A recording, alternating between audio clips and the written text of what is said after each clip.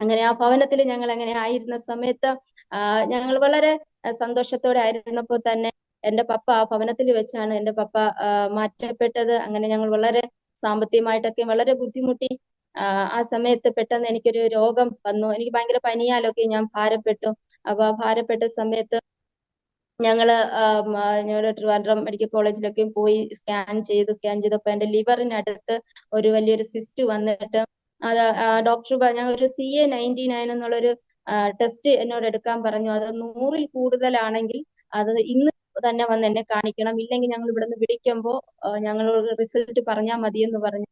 അങ്ങനെ ഞങ്ങള് CA-99 നോക്കിയപ്പോഴത്തേക്ക് ഞാൻ 197 അപ്പൊ ഡോക്ടർ പറഞ്ഞ കുഴപ്പമില്ല, നമുക്കത് പെട്ടെന്ന് സർജറി ചെയ്യാം, കുഴപ്പമില്ല എന്ന് പറഞ്ഞു. പിന്നത്തേല് ഡോക്ടറോട് സംസാരിച്ചപ്പോ അത് ഒരു 3 മാസത്തിനകം ആ മുഴ സർജറി ചെയ്തില്ല എങ്കിൽ അത് ക്യാൻസറായി മാറുമെന്ന് പറഞ്ഞു. എന്നാൽ പെട്ടെന്ന് എനിക്കൊരു ധൈര്യം വന്നാണ്. കർത്താവ് എന്നോട് സംസാരിച്ചു, ഇത് നിന്നെ നാണം കെടുത്താനാണ്. കാരണം ശരീരത്തിൽ അനവധി രോഗാവസ്ഥകൾ വന്നതാണ്. അതെല്ലാം ഞാൻ എന്റെ കർത്താവിന്റെ കരം പിടിച്ചു കർത്താവിന്റെ മാറോട് ചേർന്നിരുന്ന് ഞാൻ സൗഖ്യം പ്രാപിച്ചതാണ്. ഈ രോഗസൗഖ്യങ്ങളെല്ലാം ഞാൻ എല്ലാവരോടും ഞാൻ പറയും. അപ്പൊ കർത്താവ് എന്നോട് സംസാരിച്ചത്, നിന്നെ ലജ്ജിപ്പിക്കാനാണ് ഈ രോഗം വന്നത്, നിന്നെ സർജറിക്ക് വിട്ടുകൊടുക്കുകയില്ല എന്ന്. അതുപോലെ തന്നെ പിന്നെ ഞാൻ CA-99 നോക്കുമ്പോ 315, ഒരു മരുന്നും ചെയ്തില്ല, ഒന്നും ചെയ്തില്ല. ഓരോ ആഴ്ചയിൽ പേടിച്ചിട്ട് ഞാൻ ഇത് പോയി നോക്കുമ്പോഴത്തേക്കും കുറഞ്ഞു വന്ന് അത് ലാസ്റ്റ് 60-ലെത്തി. 37 നോർമലായിട്ട് 37 പാടുള്ളൂ, 60-ലെത്തി. പിന്നെ ഞാൻ അത് നോക്കിയിട്ടില്ല. ഇപ്പൊ അതിന്റെ ഒരു ബുദ്ധിമുട്ടും എനിക്കില്ല. ഇത് 2024 നടന്നൊരു സംഭവമാണ്. അപ്പോഴാണ് ഈ ഡോക്ടർ ഈ 2024 ഓഗസ്റ്റ് മാസത്തിലാണ് എനിക്ക് സർജറിക്ക് വേണ്ടിയിട്ട് ഡേറ്റ് ഫിക്സ് ചെയ്ത് സർജറിക്കായിട്ട് എന്നെ ഹോസ്പിറ്റലിൽ അഡ്മിറ്റ് ചെയ്തത്. അവിടെ നിന്ന് ഹോസ്പിറ്റൽ ഓഗസ്റ്റ് 20-ാം തീയതി എനിക്ക് സർജറി ഒക്കെയും കൺഫേം ആക്കി. അങ്ങനെ ഞാൻ ഹോസ്പിറ്റലിൽ അഡ്മിറ്റ് ചെയ്തു. പക്ഷെ ഞാനിരുന്ന് 91-ാം സങ്കീർത്തനം വായിച്ചുകൊണ്ടേയിരുന്നു. എനിക്കൊരു ഭയം ഉണ്ടായില്ല, എനിക്കെന്തോ ഒരു വിശ്വാസം, എനിക്കൊരു ധൈര്യം ഉണ്ടായിരുന്നു എന്നെ സർജറി ചെയ്യുകയില്ല എന്ന്. വിളിച്ച ദൈവം വിശ്വസ്തനെന്ന് എനിക്ക് ഒരുപാട് ജീവിത അനുഭവത്തിലൂടെ എനിക്ക് അറിയാമെന്നുള്ളത് കൊണ്ട് എനിക്കൊരു വിശ്വാസം ഉണ്ടായിരുന്നു, ധൈര്യം ഉണ്ടായിരുന്നു. അങ്ങനെ ഞാൻ സർജറിക്ക് അവിടെ അഡ്മിറ്റ് ആയിരുന്ന സമയത്ത് 18-ാം തീയതി രാത്രിയിൽ എനിക്ക് ഭയങ്കരമായിട്ടൊരു ചുമ വന്നു. ഭയങ്കര ചുമ വന്നു. 19-ാം തീയതി ഡോക്ടർ വന്നപ്പോ ഞാൻ ഡോക്ടറെ മുന്നിൽ ചുമച്ചു. അവിടെയും ശത്രു എന്നെ കുരുക്കുവാൻ നോക്കി. കാരണം ഹൗസ് സർജൻസി ചെയ്യുന്ന ഡോക്ടേഴ്സ് വന്ന് എന്നോട് പറഞ്ഞു, ചുമയുള്ള കാര്യം ഡോക്ടറോട് പറയരുത്, ഡോക്ടർ അറിയണ്ട. അപ്പൊ ഞാൻ പറഞ്ഞു, സർജറി കഴിഞ്ഞാൽ ഞാൻ ചുമക്കില്ലേ, പ്രശ്നമല്ലേ, അത് കുഴപ്പമില്ല, അത് ഞങ്ങൾ നോക്കിക്കോളാം എന്നൊക്കെ പറഞ്ഞു. എങ്കിലും കർത്താവ് ആ കുരുക്കിനും വിട്ടുകൊടുത്തില്ല. ഡോക്ടറെ മുന്നിൽ വെച്ച് ഞാൻ ചുമക്കുകയും ഡോക്ടർ പറഞ്ഞു, അയ്യോ ഇവരെ സർജറി ചെയ്യാൻ പറ്റില്ല, ഡിസ്ചാർജ് ചെയ്തേക്ക് എന്ന് പറഞ്ഞു. അങ്ങനെ ഞാൻ ഡിസ്ചാർജ് ആയി. ഞാൻ എന്റെ വീട്ടിൽ വന്നു. അങ്ങനെ അതിനുശേഷം ഒരു ഹോമിയോ മരുന്ന് കഴിക്കാം, സർജറി നിന്ന് ദൈവം പിടിവിച്ചെങ്കിലും വീട്ടുകാരൊക്കെ പറഞ്ഞൊരു ഹോമിയോ മരുന്ന്, ഒരു ജർമ്മൻ ഹോമിയോ നല്ലതാണ്, നോക്കാം, മുഴയൊക്കെ അലിഞ്ഞു പോകുമെന്ന് പറഞ്ഞു. അവിടെ ചെന്ന് ആ ഹോമിയോ മരുന്ന് കഴിച്ചപ്പോ എനിക്ക് എനിക്ക് ഒട്ടും നടക്കാൻ പോലും വയ്യാത്ത അവസ്ഥയായി. എന്റെ ശരീരമൊക്കെ ഭയങ്കര പെയിൻ ആയിട്ട് എനിക്ക് ഒന്നിനും വയ്യ, കുഞ്ഞിനെ പോലും നോക്കാൻ വയ്യാത്തൊരവസ്ഥയായി. ആ സമയത്ത് എന്റെ അമ്മയ്ക്ക് വളരെ രോഗാവസ്ഥയിലൊക്കെ ആയി. അങ്ങനെ എന്റെ മകനെ ഒരു കുറച്ച് ദിവസം അവന്റെ പിതാവിനോട് കൂടെ ഒരാഴ്ചത്തേക്ക് അവന്റെ പിതാവിനോട് കൂടെ വിടേണ്ട ഒരു സാഹചര്യം ഉണ്ടായി. അവിടെ നിന്ന് തിരിച്ചു വന്നതിന്റെ അന്ന് മോനൊരു പനി വന്നു. അങ്ങനെ അവന് പെട്ടെന്ന് പിറ്റേ ദിവസം വയറിന് വലിയൊരു പ്രശ്നം വന്നു, വലിയൊരു ഓപ്പറേഷൻ എടുക്കുകയും അവൻ അന്നും വെന്റിലേറ്ററിലായിരുന്നു എന്റെ മകൻ. ആ വെന്റിലേറ്ററിൽ ഡോക്ടറിന് ബ്രെയിനിന്റെ പ്രവർത്തനം ഒന്നും ശരിയായിട്ട് നടക്കുന്നില്ല എന്നൊക്കെ പറഞ്ഞ് ഭയങ്കര രീതിയിൽ എന്നെ ഡോക്ടർ പേടിപ്പിച്ചു. ആ സമയത്ത് ഞാൻ എന്റെ മകൻ വെന്റിലേറ്ററിൽ 4 ദിവസമായിരുന്നു. അപ്പൊ ഞാൻ ഒരു ദിവസം ഞാൻ ആ ഹോസ്പിറ്റൽ ലിഫ്റ്റിനടുത്ത് ഞാൻ രാത്രിയിൽ ഞാൻ അങ്ങോട്ടും ഇങ്ങോട്ടും നടന്ന് ഞാൻ അന്യഭാഷ പറയുവാനിടയായി. അങ്ങനെ ഞാൻ അന്യഭാഷ പറഞ്ഞു. എനിക്ക് ഭയങ്കര ഒരു ധൈര്യം വന്നു. പിറ്റേ ദിവസം രാവിലെ ഒരു കർത്തൃദാസൻ, കോട്ടയത്തുള്ള ഒരു കർത്തൃദാസൻ എന്നെ വിളിച്ച് പറഞ്ഞു, സിസ്റ്ററെ, മകന്റെ അടുക്കൽ നിന്ന് ഒരു മരണദൂതൻ മാറിപ്പോകുന്നത് ഞാൻ കണ്ടു. ഈ സർജറി മകൻ ആവശ്യമാണ്, പക്ഷെ മകന്റെ അടുത്ത് നിന്ന് ഒരു മരണദൂതൻ മാറിപ്പോകുന്നത് കണ്ടു എന്ന് പറഞ്ഞു. അങ്ങനെ മോനെ ഒരു 2 ദിവസം വരെയും ഞങ്ങളോടൊന്നും ഒന്നും കണ്ണു തുറക്കാതെ വല്ലാത്തൊരു അബോധാവസ്ഥയിൽ കിടന്ന മകൻ സർജറിക്ക് കൊണ്ടുപോകാൻ പുറത്തോട്ട് എടുത്തപ്പോ ഞാൻ ഓടി ചെന്നപ്പോഴേ നോർമലായിട്ട് എന്നെ നോക്കിയിട്ട് അപ്പൊ നമുക്ക് ഭയങ്കര ഒരു ആശ്വാസം ഉണ്ടായി. മോനെ ഓപ്പറേഷൻ തിയേറ്ററിലേക്ക് കൊണ്ടുപോയി. കർത്താവിന്റെ മനസ്സിനൊരു ധൈര്യം തന്നു. അവിടെ വെച്ച് ഞാൻ കർത്താവിനോട് പറഞ്ഞു, യേശുപ്പാ, എന്റെ മകനെ ജീവനോടെ കർത്താവ് തിരിച്ചു തരുമ്പോ ഞങ്ങൾ ചെന്ന് വീട്ടിൽ പോയ ഉടനെ കർത്താവെ, ഞങ്ങൾ ഒരു 3 ദിവസം കർത്താവിന്റെ സന്നിധിയിൽ ഉപവാസത്തോടെ ആയിരിക്കാം അപ്പാ എന്ന് പറഞ്ഞ് ഒരു തീരുമാനമെടുത്തു. അങ്ങനെ ഭവനത്തിൽ വന്നു 3 ദിവസത്തെ ഉപവാസ പ്രാർത്ഥന ഞങ്ങളുടെ ഭവനത്തിൽ ക്രമീകരിക്കുകയും ആ 3 ദിവസത്തെ ഉപവാസ പ്രാർത്ഥനയുടെ തലേ ദിവസം എന്റെ ശരീരത്തിന് എന്റെ കർത്താവ് വലിയ രോഗസൗഖ്യം അയച്ചു. സ്തോത്രം. എന്റെ ദൈവത്തിന് ഞാൻ നന്ദി പറയുന്നു. ഞങ്ങൾ ആയിരിക്കുന്ന ഇടത്തൊക്കെയും എന്റെ കർത്താവിന്റെ വേല ചെയ്ത് എന്റെ കർത്താവിന്റെ നാമം മഹത്വപ്പെടുത്തുവാൻ ഞങ്ങൾ ആഗ്രഹിക്കുന്നു. ഞങ്ങൾ അന്നു മുതൽ പിന്നെ എല്ലാ മാസവും ഞങ്ങൾ 3 ദിവസത്തെ ഉപവാസ പ്രാർത്ഥനകൾ ക്രമീകരിക്കുകയും അനേക ജനങ്ങളെ ഞങ്ങൾ ദൈവസേനയിൽ കൂട്ടുകയും ഒക്കെ ഞങ്ങൾ ചെയ്തുകൊണ്ടിരിക്കുന്നു. ഞങ്ങൾ അവിടെ നിന്ന് ഞങ്ങൾ ആയിരുന്ന ആ സ്ഥാനത്ത് നിന്ന് മാറി, വാടക ഭവനമായത് കൊണ്ട് ഞങ്ങൾ അവിടെ നിന്ന് മാറി ഞങ്ങൾ മറ്റൊരു വാടക ഭവനത്തിലേക്ക് കടന്നു വന്നു.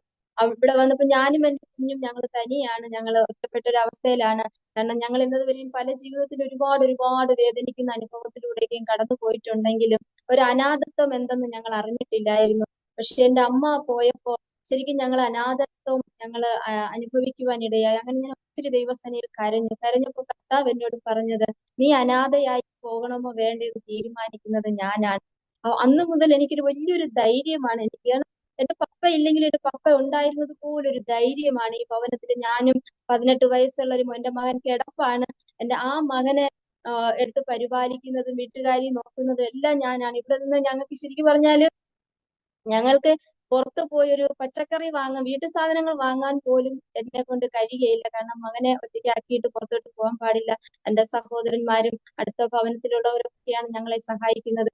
ഈ അവസ്ഥയിലാണെങ്കിൽ പോലും എനിക്കും എന്റെ കുഞ്ഞിനും ഒരു ആഗ്രഹമേ ഉള്ളൂ, ഞങ്ങൾക്ക് ഞങ്ങളുടെ കർത്താവിന് വേണ്ടി ജീവിക്കണം. കാരണം പലപ്പോഴും ജീവിതയാത്രയിൽ തളർന്നു പോകുന്നതായ പല പ്രതിസന്ധികൾ കടന്നു വന്നപ്പോഴും എന്റെ കർത്താവ്, ഞാൻ പറഞ്ഞു, കർത്താവ് എനിക്ക് പറ്റുന്നില്ലപ്പാ എന്ന്. അപ്പോൾ എന്റെ കർത്താവ് എന്നോട് സംസാരിച്ചത്, കാലാളുകളോട് കൂടെ ഓടിയിട്ട് നീ തോറ്റുപോയാൽ കുതിരകളോട് എങ്ങനെ മത്സരിച്ചോടും? സമാധാനമുള്ള ദേശത്ത് നീ നിർഭയം വസിച്ചാൽ നീ യോർദാന്റെ വൻകാടുകളിൽ നീ എന്ത് ചെയ്യും? കർത്താവ് അങ്ങനെ എന്നോട് സംസാരിച്ചപ്പോൾ എനിക്ക് മനസ്സിലായി, ആഹാബിന്റെ കുതിരരഥത്തിന് മുന്നമേ ഓടുന്ന ഒരു ഏലിയാവിന്റെ ശക്തി നമ്മളിൽ വേണമെങ്കിൽ ചില പ്രതിസന്ധികൾ നമ്മൾ തരണം ചെയ്തേ പറ്റൂ. ചില പ്രതികൂലങ്ങളിലൂടെ നമ്മൾ കടന്നുപോയേ പറ്റൂ. ഹല്ലേലൂയ. അതൊക്കെയും കർത്താവ് യുദ്ധത്തിന് വേണ്ടി ഞങ്ങളെ അഭ്യസിപ്പിക്കുന്നതാണെന്ന് പിന്നത്തേതിൽ ഞങ്ങൾക്കുണ്ടായ ഓരോ അനുഭവത്തിലൂടെ ഞങ്ങൾക്ക് മനസ്സിലായിക്കൊണ്ടിരിക്കുന്നു.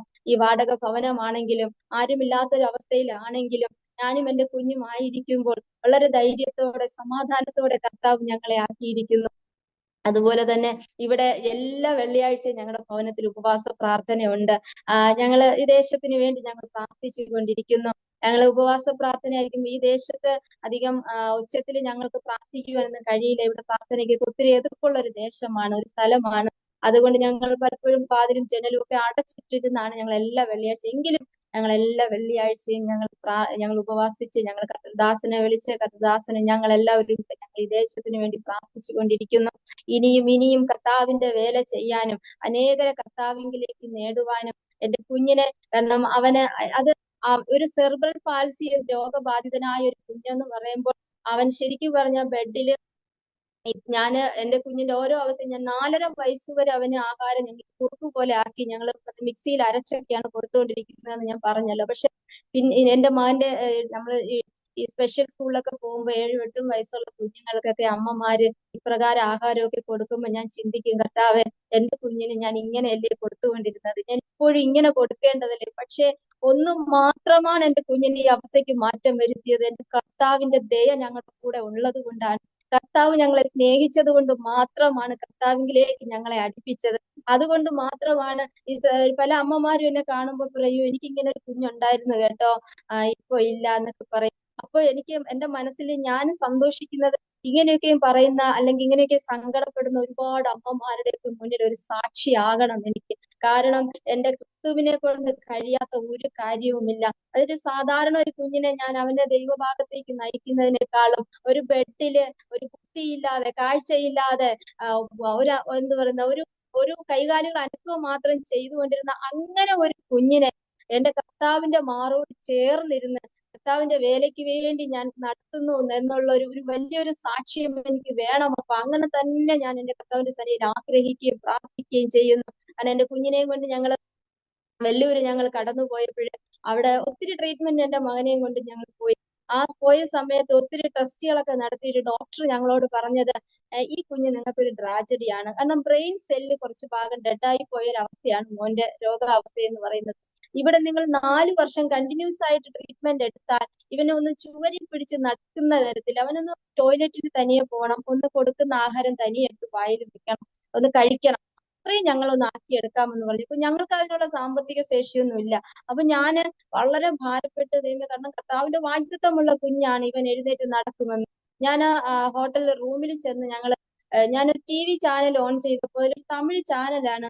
ഇപ്രകാരം അതിൽ വിളിച്ചു പറയാണ്, കുളന്ത നടക്ക മാட்டேன்னு ഡോക്ടർ ചൊല്ലിയിരിക്ക. അത് എനിക്ക് മലയാളം ഭയങ്കര തമിഴാണ് പറയുന്നത്, പക്ഷെ എനിക്ക് മലയാളം പോലെ മനസ്സിലായി എന്നുള്ളതാണ്. ഡോക്ടർ പറഞ്ഞു കുളന്ത നടക്കില്ല എന്ന്, പക്ഷെ യേശു പറഞ്ഞു കുഞ്ഞ് നടക്കുമെന്ന്. യേശു പറഞ്ഞ നിശ്ചയമാ കുഞ്ഞ് നടന്നിരിക്കുമെന്ന്. എനിക്ക് എന്നാ അപ്പോഴത്തെ ഒരു മാനസിക അവസ്ഥ എന്ന് പറഞ്ഞാൽ, കർത്താവ് അതുപോലെ അങ്ങ് സ്നേഹിക്കുന്ന ഒരു അനുഭവങ്ങളിലൂടെ കർത്താവ് ഞങ്ങളെ പലപ്പോഴും നടത്തിക്കൊണ്ട് പോകുന്നു. എന്റെ കർത്താവ് ഓരോ ദിവസവും ഞങ്ങളെ വളരെ സമൃദ്ധിയായിട്ട്, ഓരോ ആൾക്കാർ ചോദിക്കും, സിസ്റ്റർ എങ്ങനെയാണ് നിങ്ങളെ ചിലവൊക്കെ എങ്ങനെയാണ്, നിങ്ങൾ എങ്ങനെയാണ് ഈ മകനെയും വീട്ടിലാക്കിയിട്ട് ഒരു ഉപജീവന മാർഗത്തിന് പോകുവാനോ ഒന്നിനും എന്നെ കൊണ്ട് കഴിയുന്നതല്ല. അപ്പൊ എല്ലാവരും ചോദിക്കും, പക്ഷെ എനിക്ക് ആരോടും വ്യക്തമായിട്ട് ഒന്നും പറയാൻ എനിക്ക് കഴിയാത്തൊരവസ്ഥയാണ്. കാരണം എനിക്ക് പോലും അതിശയമാണ്, ഓരോ മാസം ഞാൻ എങ്ങനെ വാടക കൊടുക്കുന്നത്, ഓരോ മാസവും ഞങ്ങൾ ഉപജീവനം കഴിയുന്നത് എനിക്ക് അതിശയമായിട്ട്, അതുപോലെയാണ് എന്റെ സ്വന്തത്തിൽ ദൈവം എന്നെ നടത്തുന്നത്. ഇപ്രകാരം ഒരു സുഖമില്ലാത്ത മകനാണെങ്കിൽ ഞാൻ എല്ലാ ഞായറാഴ്ചയും എന്റെ മകനെയും കൊണ്ട് ഞാൻ ആലയത്തിൽ പോകും. കാരണം ആലയത്തിനകത്ത് ഒരു പുഷ്ടിയുണ്ടെന്ന് എന്റെ ദൈവദാസൻ ഒരിക്കൽ വചനം പറഞ്ഞപ്പോൾ ഞാൻ കേട്ടായിരുന്നു. അന്നു മുതൽ ഞാൻ ഞായറാഴ്ച പോലും എന്റെ മകനെ ഞാൻ സഭാരാധന മുടക്കുകയില്ല.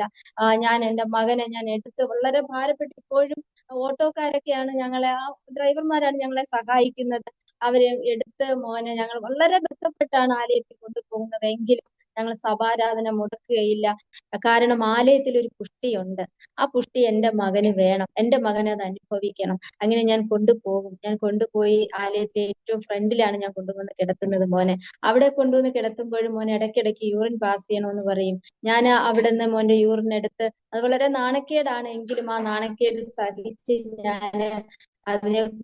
അത് ഞാൻ കൊണ്ടുപോയി ബാത്റൂമിൽ ഒഴിച്ചിട്ട് വരും. കാരണം ഞാൻ അപ്പോഴും മനസ്സിൽ ഞാൻ പറഞ്ഞുകൊണ്ട് പോകുന്നത്, ഇതെന്റെ നാളത്തെ ഒരു സാക്ഷ്യമാണ്, ഇത് നാളെ എന്റെ കർത്താവിനെ മാനിക്കുന്ന അവസ്ഥയിൽ ദൈവനെ കൊണ്ടുവരാനാണ്. ഇങ്ങനെ തന്നെ ഞാൻ മനസ്സിൽ പറഞ്ഞുകൊണ്ടാണ് ഞാൻ ഇതെല്ലാം ചെയ്തുകൊണ്ടിരുന്നത്.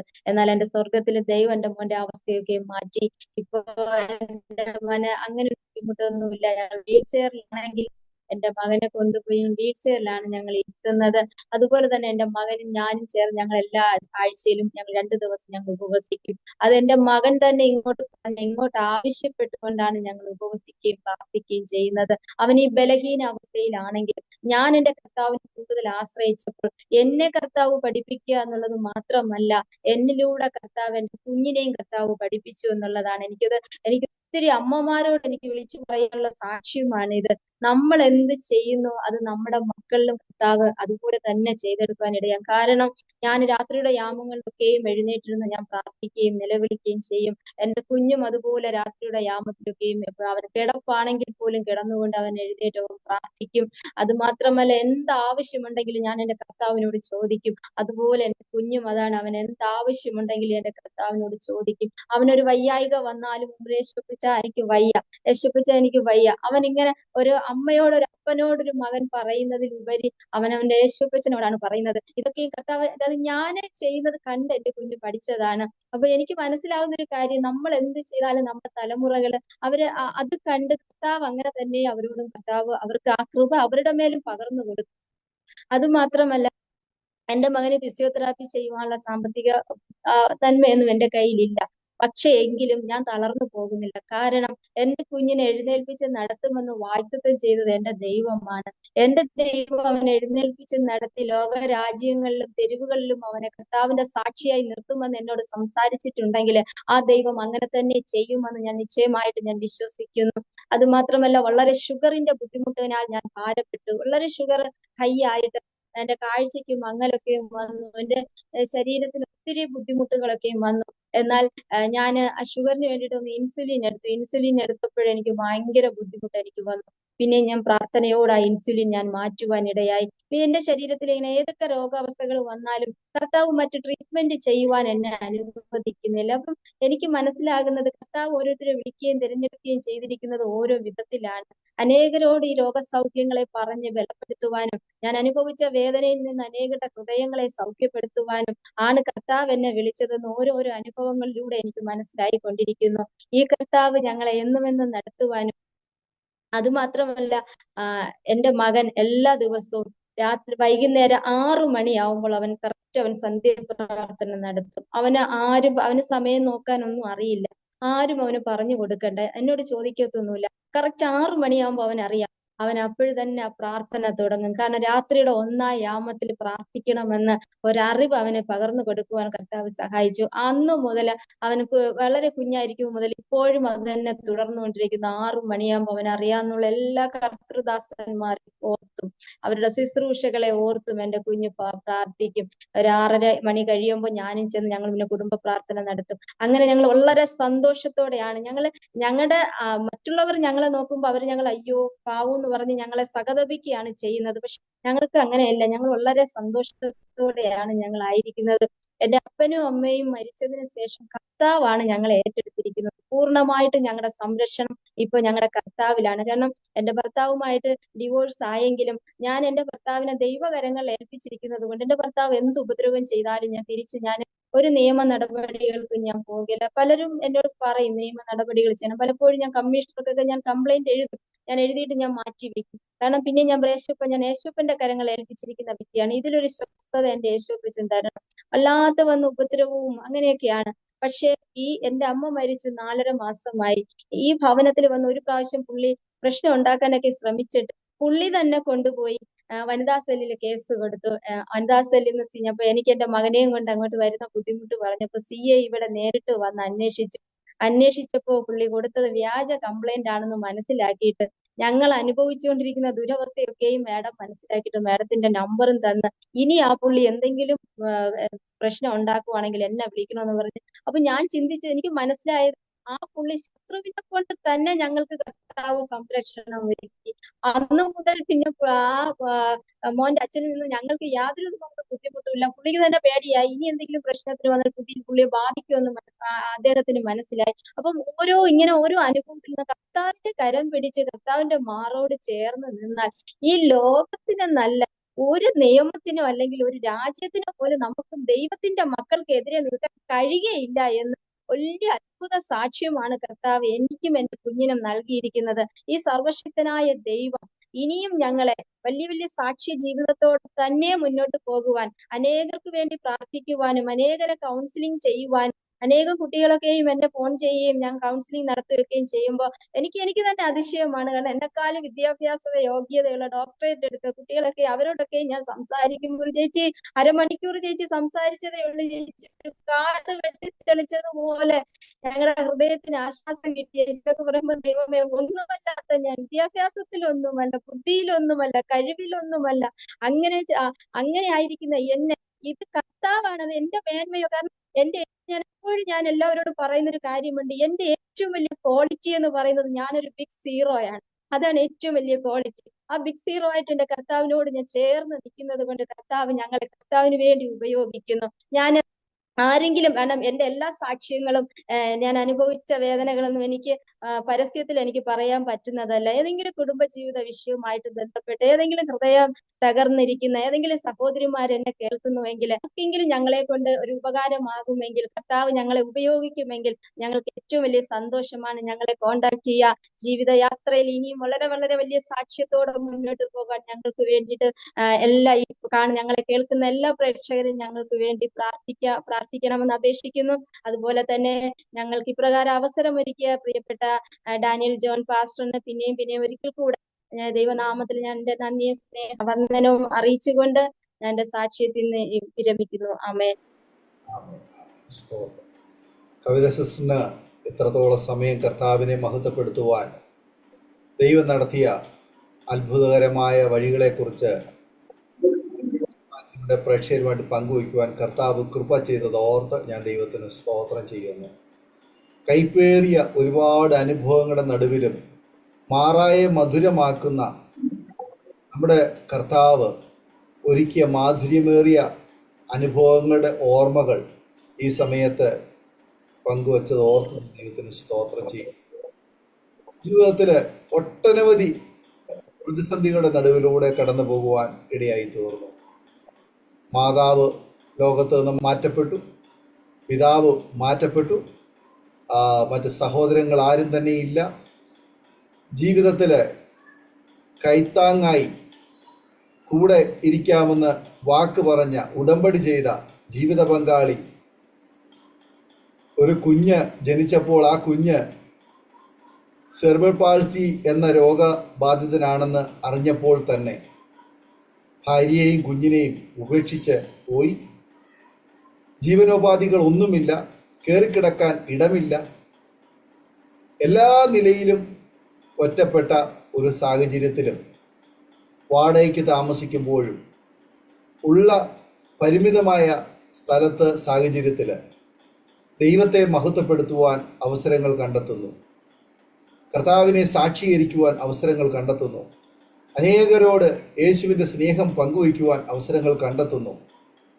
അതുപോലെ തന്നെ ലഭിച്ച കുഞ്ഞ് ഏറെ വൈകല്യങ്ങൾ ഉള്ളവനായിട്ടാണ് ജനിച്ചെങ്കിൽ പോലും ഇന്നും അവന് കൊടുക്കേണ്ടുന്ന സ്നേഹവും വാത്സല്യവും കൊടുക്കുവാൻ ജീവിതത്തിൽ മറ്റൊരു വഴിയും തേടിപ്പോകാതെ ആ പൈതലിനെ സംരക്ഷിക്കുവാൻ ഉള്ള ആ ഒരു സമർപ്പണത്തിനെ ഓർത്ത് ഞാൻ ദൈവത്തിന് സ്തോത്രം ചെയ്യുന്നു. പ്രിയ കവിതാ സിസ്റ്ററിനെ ദൈവം ധാരാളമായി അനുഗ്രഹിക്കട്ടെ, സൗഖ്യവും ആരോഗ്യവും ദീർഘായുസ്സും തരട്ടെ എന്ന് ഞങ്ങൾ പ്രാർത്ഥിക്കുന്നു.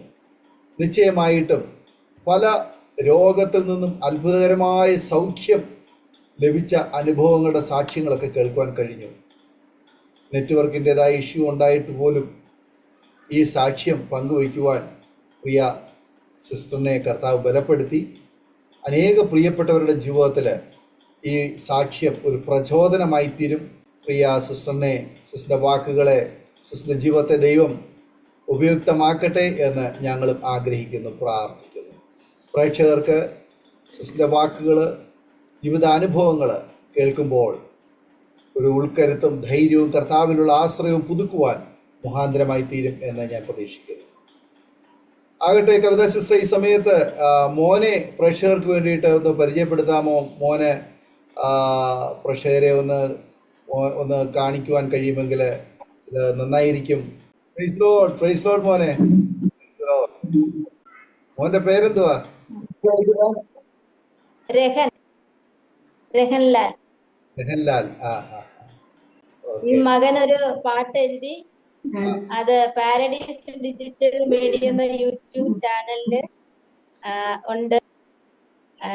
യേശു മാത്രം മതി എനിക്ക്, ഈ മണ്ണാകും ശരീരം വിട്ട് ഞാൻ പോയാൽ എന്നെയും ചേർക്കുന്ന യേശുണ്ട്.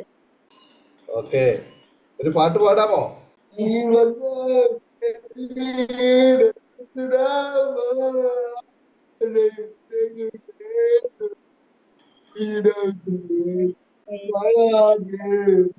മോൻ എഴുതിയ പാട്ടാ വാസ്റ്റർ. മോൻ എനിക്ക് പറഞ്ഞു തന്നു, ഞാൻ എഴുതി. മോന് 2 വർഷം മുന്നേ മോന് ഇങ്ങോട്ട് ആവശ്യപ്പെട്ടു. അങ്ങനെ ജ്ഞാനപ്പെട്ടു, അഭിഷേകം പ്രാപിച്ചിട്ടുണ്ട്. ആകട്ടെ സിസ്റ്ററെ, മോനെ പരിചയപ്പെടാൻ കഴിഞ്ഞല്ലോ. കർത്താവ് സഹായിക്കട്ടെ. ആ മോനെ കർത്താവ് സൗഖ്യം കൊടുക്കട്ടെ എന്ന് ഞങ്ങൾ പ്രാർത്ഥിക്കുന്നു. സിസ്റ്ററിനെയും കർത്താവ് ബലപ്പെടുത്തട്ടെ. മോനെ വേണ്ടുന്നതായ എല്ലാ സംരക്ഷണയും ചെയ്യുവാൻ ദൈവമായ കർത്താവ് സിസ്റ്ററിനെ ബലപ്പെടുത്തട്ടെ എന്ന് പ്രാർത്ഥിക്കുന്നു. ഞങ്ങൾ പ്രാർത്ഥിക്കാം. അരോമാറ്റിയുടെ പ്രേക്ഷകർ കവിതാ സിസ്റ്ററിന് വേണ്ടിയും മോന് വേണ്ടി പ്രാർത്ഥിക്കും. ഓക്കെ, ഈ സമയം പ്രേക്ഷകർ സിസ്റ്ററിന് വേണ്ടി പ്രാർത്ഥിച്ചുകൊണ്ടിരിക്കുമ്പോൾ തന്നെ അരോമാറ്റിയുടെ പ്രേക്ഷകർക്ക് വേണ്ടിയിട്ട് കവിതാ സിസ്റ്റർ ഒരു നിമിഷം ചുരുക്കം വാചകങ്ങളിൽ പ്രാർത്ഥിച്ച് സഹായിക്കും. പ്രാർത്ഥിക്കും. അബ്രഹാമിന്റെ, ഇസ്ഹാക്കിന്റെ, യാക്കോബിന്റെ, ഞങ്ങളുടെ പൂർവ്വപിതാക്കന്മാരുടെ, ഞങ്ങളുടെയും ദൈവമായ ഞങ്ങളുടെ വാഴ്ത്തപ്പെട്ട സ്വർഗത്തിലെ നല്ല കർത്താവേ, അപ്പച്ചാ യേശുവേ, എന്റെ വാക്കുകളെ കേട്ടതായ ദൈവമേ, സാക്ഷ്യവാചകങ്ങളെ കേട്ടതായ ദൈവമേ, ഈ അരോമ ടിവിയുടെ എല്ലാ ദൈവമേ പ്രേക്ഷകരെയും ദൈവകരങ്ങളിൽ ഏൽപ്പിച്ച് പ്രാർത്ഥിക്കുന്ന അപ്പാ കർത്താവെ, അടിയന്റെ ജീവിതത്തിൽ കർത്താവ് ചെയ്ത നന്മകൾ ദൈവമേ അനേക ഹൃദയങ്ങളെ അത് ഉറപ്പിക്കുന്നതായി മാറട്ടെ എന്ന് പ്രാർത്ഥിക്കുന്നു.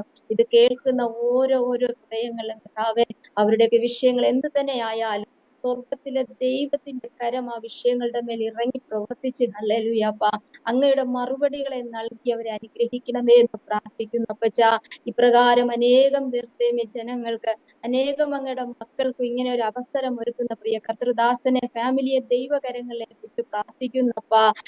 ഇതിൻ്റെതായ സകല പ്രവർത്തനങ്ങളെയും പൊന്നുകരങ്ങൾ ഏൽപ്പിച്ച് പ്രാർത്ഥിക്കുന്നു പിതാവേ. എല്ലാവരെയും എന്റെ കർത്താവ് ദൈവമേ ധാരാളമായി അവിടെ നിന്ന് അനുഗ്രഹിക്കുമാറാകണമേ എന്ന് പ്രാർത്ഥിക്കുന്നു പിതാവേ. അനുഗ്രഹിക്കണമേ, ആശീർവദിക്കണമേ കർത്താവേ. അപ്പൊ ആ സകലവും പൊന്നുകരങ്ങൾ ഏൽപ്പിച്ച് പ്രാർത്ഥിക്കുന്നു പിതാവേ, യേശു ക്രിസ്തുവിന്റെ നാമത്തിൽ തന്നെ. ആമേൻ, ആമേൻ. താങ്ക് യു പ്രിയ കവിതാ സിസ്റ്റർ. ഇത്രത്തോളം സമയം ജീവിതത്തിലെ അത്ഭുതകരമായ ദൈവീയ ഇടപെടലുകളെക്കുറിച്ചും ദൈവം നടത്തിയ വഴികളെക്കുറിച്ചും ദൈവനാമ മഹത്വത്തിനു വേണ്ടി അരോമാറ്റിയുടെ പ്രശ്നോടൊപ്പം പങ്കുവയ്ക്കുവാൻ സമയം വേർതിരിച്ചതിന് സിസ്റ്ററിനോടതായ നന്ദി സ്നേഹം അറിയിക്കുന്നു. കർത്താവ് അനുഗ്രഹിക്കട്ടെ, സൗഖ്യ ആരോഗ്യ ദീർഘായുസ്സ് തരട്ടെ, മോനെയും കർത്താവ് ബലപ്പെടുത്തട്ടെ. നിങ്ങളുടെ മുന്നോട്ടുള്ളതായ എല്ലാ കാര്യങ്ങളും കർത്താവ് ക്രമീകരിച്ച് തരട്ടെ എന്ന് ഞങ്ങൾ പ്രാർത്ഥിക്കുന്നു. പ്രേക്ഷകരെ, നിങ്ങളുടെ ജീവിതത്തിൽ ഈ സാക്ഷ്യം, ജീവിതാനുഭവം പ്രിയ കവിത സിസ്റ്റർ പറഞ്ഞത് എത്രത്തോളം നിങ്ങളെ സ്വാധീനിച്ചു എന്ന് എനിക്കറിയത്തില്ല. തീർച്ചയായിട്ടും നിങ്ങൾ കേട്ടതിന് ശേഷം ഈ കുടുംബത്തെ ഓർത്ത് നിങ്ങൾ പ്രാർത്ഥിക്കണം. പ്രിയപ്പെട്ടവരോടുള്ള ബന്ധത്തിൽ ഒരുപാട് ആവശ്യങ്ങളുണ്ട്. പ്രിയ സഹോദരി തനിച്ച് പാർക്കുന്നു. 18 വയസ്സുള്ള സെറിബ്രൽ പാൾസി എന്ന രോഗത്താൽ ബാധിതനായ ആ ഒരു കുഞ്ഞുമായിട്ട് അവിടെ വാടക വീട്ടിൽ പാർത്തുകൊണ്ടിരിക്കുന്നു. മാതാപിതാക്കന്മാരോ സഹോദരങ്ങളോ പ്രിയപ്പെട്ടവരോ ഭർത്താവോ ആരുമില്ല. ദൈവത്തിൽ ആശ്രയിച്ച് ജീവിക്കുന്ന ഈ വാത്സല്യ സഹോദരിയെയും കുടുംബത്തെയും നിങ്ങളുടെ പ്രത്യേക പ്രാർത്ഥനയിൽ ഓർക്കണമേ എന്ന് ഞങ്ങൾ ഓർപ്പിക്കുന്നു. ദൈവമായ കർത്താവ് നമ്മെ എല്ലാവരെയും സഹായിക്കട്ടെ. നിങ്ങൾക്കൊരു പ്രാർത്ഥനാ വിഷയമുണ്ടെങ്കിൽ സ്ക്രീൻ കാണുന്ന വാട്സപ്പ് നമ്പറിൽ ഞങ്ങളെ അറിയിക്കും. ഞങ്ങൾ നിങ്ങൾക്ക് വേണ്ടി പ്രാർത്ഥിക്കാം. എല്ലാ തിങ്കളാഴ്ചയും അരോമ ടിവിയുടെ പ്രേക്ഷകർക്ക് വേണ്ടിയിട്ട് രാത്രി 9 മണി മുതൽ പ്രത്യേക പ്രാർത്ഥന നടന്നു വരുന്നു. നിങ്ങൾക്ക് അതിൽ സംബന്ധിക്കാവുന്നതാണ്. അടുത്ത അനുഗ്രഹിക്കപ്പെട്ട സാക്ഷ്യം വചനസിദ്ധയുമായി വീണ്ടും കൂടി കാണുമ്പോഴേയും എല്ലാ പ്രിയപ്പെട്ടവർക്കും ഈ സാക്ഷ്യം നിങ്ങൾ പരമാവധി ആളുകൾക്ക് ഷെയർ ചെയ്ത് കൊടുക്കുക. നിങ്ങളുടെ വലിയൊരു അഭിപ്രായങ്ങൾ, നിർദ്ദേശങ്ങൾ കമന്റ് ബോക്സിൽ രേഖപ്പെടുത്തുക. ദൈവമായ കർത്താവ് നമ്മെ എല്ലാവരെയും ധാരാളമായി അനുഗ്രഹിക്കുമാറാകട്ടെ.